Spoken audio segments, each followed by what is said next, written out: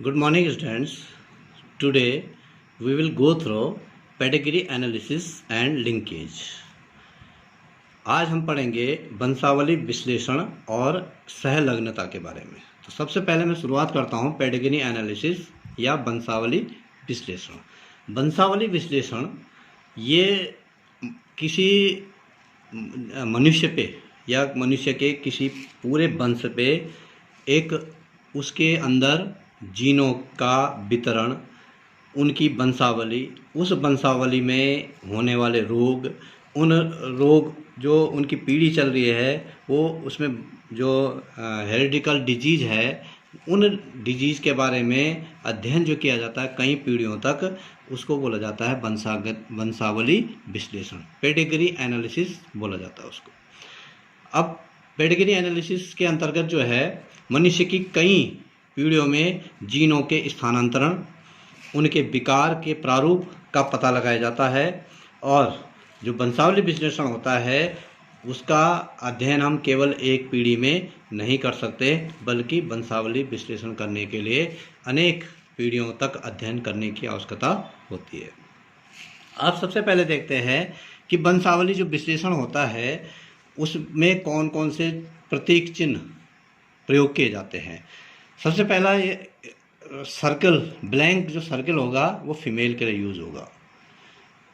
Rectangle होगा blank वो mail के लिए होगा। और सर्कल और जो रेक्टेंगल अगर एक साथ मिले हुए इस प्रकार से, इसका मतलब मेल और फीमेल की शादी हो रखी है, they are husband and wife.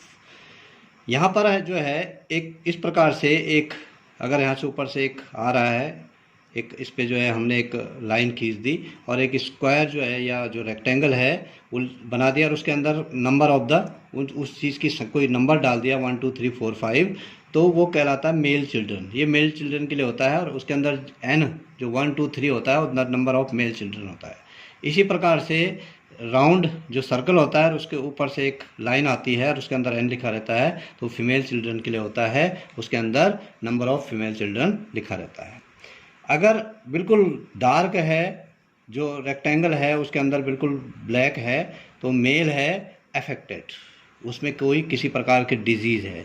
और अगर वो डार्क सर्कल है तो फीमेल अफेक्टेड फीमेल है, किसी फीमेल के अंदर कोई डिजीज़ है। अब यहाँ पे जो है आइडेंटिकल मेल ट्विंस, अगर एक साथ इस प्रकार से दो रेक्टेंगल है तो आइडेंटिकल मेल ट्विंस है, मतलब एक समान जुड़वा, वो भी मेल। अगर इस प्रकार से सर्कल है दोनों एक साथ तो आइडेंटिकल फीमेल ट्विंस है, दोनों जो है फीमेल ट्विंस है एक समान। और अगर इस प्रकार से एक रेक्टेंगल है और एक सर्कल है तो एक फीमेल है और एक मेल, दोनों ट्विंस है। अगर इस प्रकार का है एक साइन तो नॉन सेक्स चाइल्ड है, और इस प्रकार का है तो डेड इन्फेंट है, मतलब मरा हुआ बच्चा पैदा होता है। और अगर इस प्रकार से एक रेक्टेंगल एक सर्कल और वो काटा हुआ है, इसका मतलब एक से अधिक बच्चे जो है वो डेड चिल्ड्रन जो है, मरे हुए बच्चे पैदा होते हैं। अब यहाँ पर एक जो है अध्ययन किया गया है कि किस प्रकार से हम पेडिग्री एनालिसिस करते हैं। एक नॉर्मल मेल है और नॉर्मल फीमेल है जिनमें किसी प्रकार की डिजीज़ नहीं है, उनकी शादी होती है तो उनके बच्चे किस प्रकार से होते हैं। पहला बच्चा मेल अनअफेक्टेड, ये जुड़वा ट्विंस है मेल, ये भी अनअफेक्टेड। ये एक फीमेल होता है, ये भी अनअफेक्टेड। एक मेल होता है, ये भी अनअफेक्टेड। पांचों बच्चे इनके अनअफेक्टेड होते हैं। एक दूसरा एग्जाम्पल है जिसमें कि मेल अफेक्टेड है, फीमेल नॉर्मल है, उनकी शादी होती है तो उनके बच्चे किस प्रकार हो सकते हैं। पहला फीमेल अफेक्टेड, दूसरा फीमेल अफेक्टेड, मेल अनअफेक्टेड, दूसरा मेल अनअफेक्टेड, फीमेल अनअफेक्टेड और अगला मेल जो है अनअफेक्टेड। इस प्रकार से जो है 6 बच्चों में 2 बच्चे अफेक्टेड हो जाती है, 2 लड़कियां जो है अफेक्टेड हो जाती है। अब इस परिवार और इस परिवार के इसकी जो लड़की है वो इस जो अफेक्टेड है उसकी इसके लड़के के साथ जो कि अफेक्टेड नहीं है उसके साथ शादी होती है, तो उनके बच्चे किस प्रकार से हो सकते हैं। एक लड़की अफेक्टेड है, लड़का अनअफेक्टेड है। यहाँ पर जो है एक लड़का नॉर्मल होगा, एक लड़की नॉर्मल होगी, दो लड़कियां जो है, एक लड़की जो है अफेक्टेड होगी और एक लड़की जो है वो डेड होगी। वो ये छोटा साइन है तो ये जो है डेड पैदा होगी और एक लड़का जो है वो अफेक्टेड होगा। तो इस प्रकार से ये जो अध्ययन किया जाता है इसको वंशावली विश्लेषण कहा जाता है। इसके अंतर्गत जो आनुवंशिक रोग होते हैं उनका अधिकांश जो है अध्ययन किया जाता है। अब अगला पॉइंट है सहलग्नता, लिंकेज। गुणसूत्र जो होते हैं, एक ही गुणसूत्र पर स्थित जो जीन्स होते हैं वो एक साथ समूह में अगर वंशागत होते हैं, साथ लगे हुए हैं और एक साथ वो वंशागत हो रहे हैं, तो उस क्रिया को सहलग्नता या लिंकेज उसको कहा जाता है।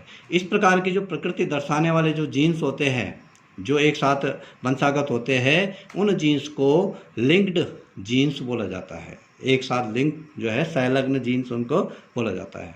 और जो इस जीन्स के द्वारा नियंत्रित होने वाले जो लक्षण होते हैं, ये जो वंशागत हो रहे हैं एक साथ जीन, इनके द्वारा जो लक्षण वंशागत हो रहे हैं, उन लक्षणों को बोला जाता है सहलग्न कैरेक्टर या सहलग्न लक्षण या लिंकेज कैरेक्टर्स उनको बोला जाता है। ऐसे सभी जो जीन्स होते हैं एक ही गुणसूत्र में स्थित होते हैं और वे एक साथ जो है एक सहलग्न समूह लिंकेज ग्रुप बनाते हैं। जो जीवों में जो है जो सहलग्न समूह की जो संख्या होती है उनमें उपस्थित अगुणित गुणसूत्रों के जोड़ों के बराबर होती है। अगुणित जीव मनुष्य की अगर हम बात करें तो 23 अगुणित होते हैं इसमें, तो उतने ही जो है उसमें क्या होते हैं, उतने ही उसमें सहलग्न समूह होते हैं जितने अगुणित होते हैं। अब जो सहलग्नता है उसका गुणसूत्रीय सिद्धांत हम किस प्रकार से अध्ययन करते हैं, मॉर्गन और कैस्टल के द्वारा जो है chromosomal theory of the linkage ये कहा गया है।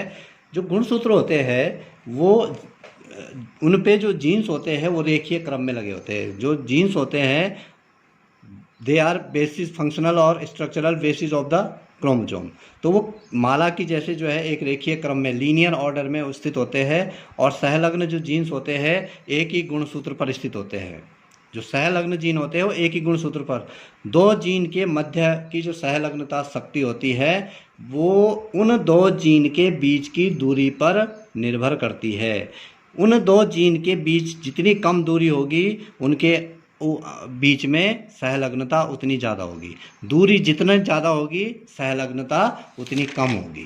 तो इस प्रकार से अगर हम सहलग्नता का वर्गीकरण करें तो सहलग्नता को हम दो वर्गों में बांटते हैं। एक कहलाता पूर्ण सहलग्नता और एक कहलाता है अपूर्ण सहलग्नता, कंप्लीट लिंकेज और इनकम्प्लीट लिंकेज। जो पूर्ण सहलग्नता होता है, जो सहलग्न जीन जो होते हैं जब गुणसूत्र में बहुत नज़दीक होते हैं, एक दूसरे के नज़दीक होते हैं और उसी क्रम से वंशागत होते हैं, अगली पीढ़ी में उनकी अलग होने की संभावना ना के बराबर होती है।